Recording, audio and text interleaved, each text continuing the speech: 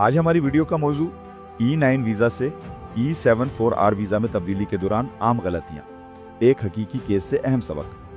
बिस्मिल्लाहिर्रहमानिर्रहीम। अस्सलाम वालेकुम नाजरीन, मेरा नाम मोहम्मद कमाल है और मैं कोरिया इमिग्रेशन का लीगल एडवाइज़र हूँ।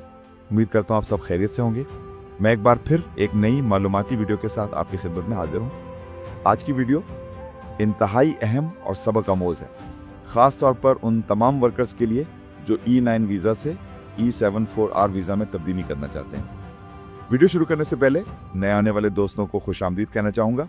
अगर आपने अभी तक चैनल को सब्सक्राइब नहीं किया तो बराए करम सब्सक्राइब करें और बेल आइकन यानी घंटी को ज़रूर दबाएं ताकि कोरिया इमिग्रेशन से मुताल्लिक आने वाली हर नई अपडेट आप तक बर वक्त पहुँच सके। आज का मौजू E9 से E74R वीज़ा चेंज करते वक्त एक आम लेकिन ख़तरनाक गलती जो पूरा कैरियर तबाह कर देती है। हाल ही में एक अफसोसनाक केस मेरे सामने आया। एक भाई जिनका E9 वीज़ा 25 अगस्त 2025 को ख़त्म होना था, उन्होंने 20 अगस्त को एक नई कंपनी ढूंढी, कंपनी से लेटर ऑफ रिकमेंडेशन लिया और ख़ुद से E74R वीज़ा के लिए अप्लाई कर दिया।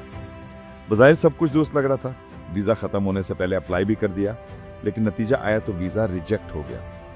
अब सवाल ये पैदा होता है कि आखिर वजह क्या बनी। इमिग्रेशन ने वाज़ेह तौर पर कहा, जिस कंपनी से अप्लाई किया गया उसमें कोई रजिस्टर्ड फुल टाइम वर्कर मौजूद नहीं है।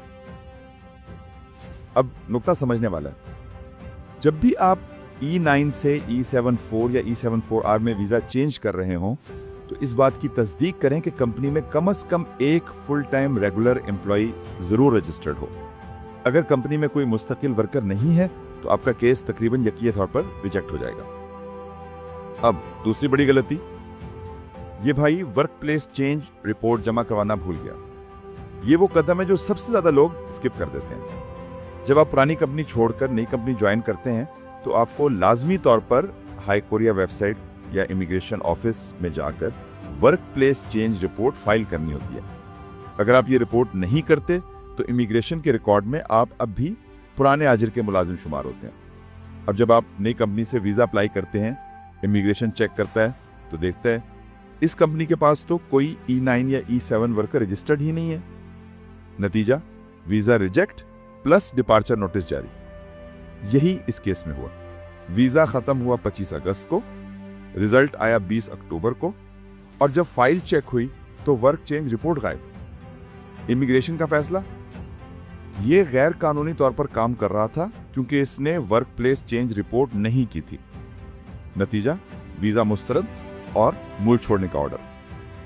अच्छा, असल बात क्या है कि अगर ये भाई अपनी वर्क चेंज रिपोर्ट वक्त पर जमा कर देता तो कोई मसला नहीं होता था। चाहे वीज़ा प्रोसेस 2 महीने लेता, वो कानूनी तौर पर कंपनी में काम जारी रख सकता था। लिहाजा याद रखें, अगर आपका वीज़ा एक्सपायर होने वाला है और आपने E74R के लिए अप्लाई कर दिया है तो जब तक वर्क चेंज रिपोर्ट मंजूर नहीं होती आप नई कंपनी में काम नहीं कर सकते। अगर करते हैं तो यह गैर कानूनी रोजगार यानी इलीगल एम्प्लॉयमेंट समझा जाता है। अब आसान अल्फाज में पूरा प्रोसेस समझें। पहला मरहला, पुरानी कंपनी से इस्तीफा दें। दूसरा मरहला, वजारत मेहनत में जाकर जॉब एप्लीकेशन जमा करें। तीसरा मरहला, 1 माह के अंदर नई कंपनी तलाश करें, चाहे खुद से या वजारत मेहनत की मदद से।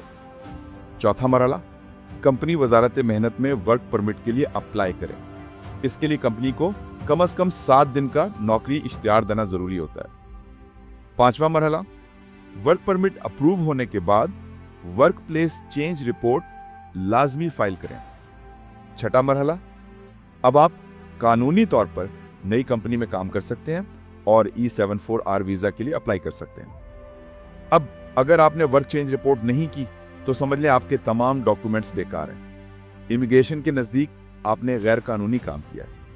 यही वजह है कि रोज़ाना दर्जनों केसेस फेल हो रहे हैं। कंपनी में कम से कम एक रेगुलर फुल टाइम वर्कर होना ज़रूरी है। वर्क परमिट और वर्क प्लेस चेंज रिपोर्ट दोनों लाजमी हैं। वीज़ा अप्लाई करने से पहले ये रिपोर्ट्स मुकम्मल होनी चाहिए। वीज़ा प्रोसेस के दौरान गैर कानूनी काम से परहेज करें।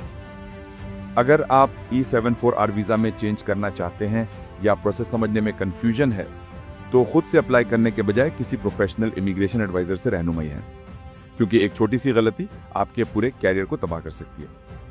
प्रोसेस के लिए आप हमारी लॉ फर्म की सर्विसेज से भी फ़ायदा उठा सकते हैं। अगर आप कोरिया में मुकीम हैं और आपको किसी भी किस्म का इमिग्रेशन, वीज़ा, पुलिस या कोर्ट केस दरपेश है तो हमसे रब्ता करें। हम आपको मशवरा भी देंगे और आपका पूरा प्रोसेस कानूनी तौर पर मुकम्मल करेंगे। हमारी लॉ फर्म कोरिया इमिग्रेशन का रजिस्टर्ड इदारा है। अगली वीडियो में एक और अहम मौजू के साथ हाजिर होऊंगा। अपना ख्याल रखिए, खुश रहिए। अल्लाह आप सबका हामी व नासिर हो। खुदा हाफिज़।